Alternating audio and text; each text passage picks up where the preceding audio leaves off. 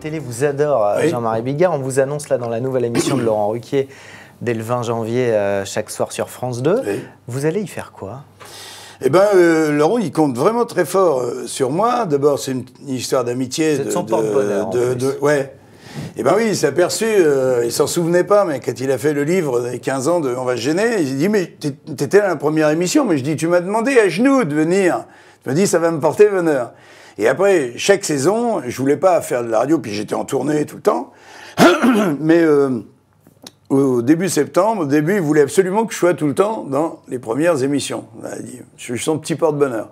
Donc quand il m'a demandé là, il m'a demandé oui, mais là il m'a dit, je dévoile quelques trucs, mais il m'a dit vraiment besoin de toi parce que j'aimerais sur les sujets d'actualité et tout qu'on écrive carrément des mini sketchs et que je les exécute. Donc on ne vous verra pas forcément autour d'une table de chroniqueurs, mais comme comédien. Les deux, vraisemblablement, il va être un petit peu, peut-être un peu son joker, mais en freelance, j'allais dire. Je vais venir par amitié pour Laurent. J'ai d'autres projets avec TF1 et tout, donc de toute façon, ça ne s'inscrira pas dans le temps, mais je viendrai par amitié, en tout cas au début de l'année, c'est sûr.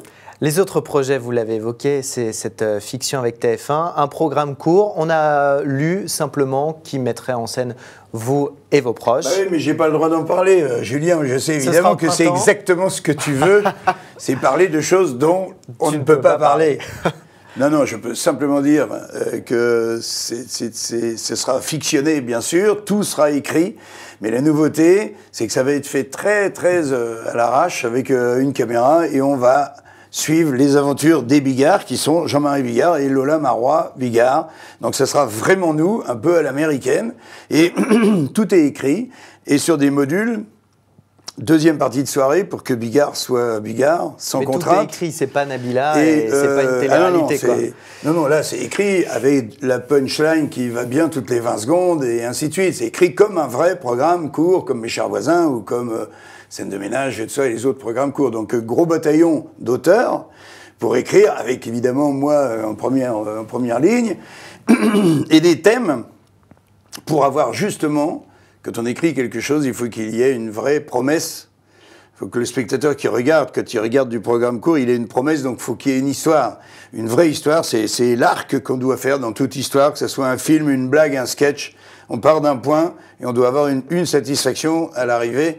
Et donc c'est ça qui va être organisé 4 fois, je t'en dis déjà beaucoup trop, hein, 4 fois 22 minutes pour faire les 90 minutes. C'est comme si tu regardais une série et on regarde les 4 épisodes, par exemple. Donc, et chaque épisode sera une aventure où on ira acheter une maison, où on fera un repas de famille avec la mise en place de la table, le plan de table. C'est trop drôle pour faire le générique. Et puis ensuite, un coup, on voyagera dans le train, dans l'avion. On peut tout se permettre parce qu'on est très léger. On est en deuxième partie de soirée, donc on peut faire du Bigard sans se gêner. Et je pense que c'est un programme qui sera très dépoussiérant.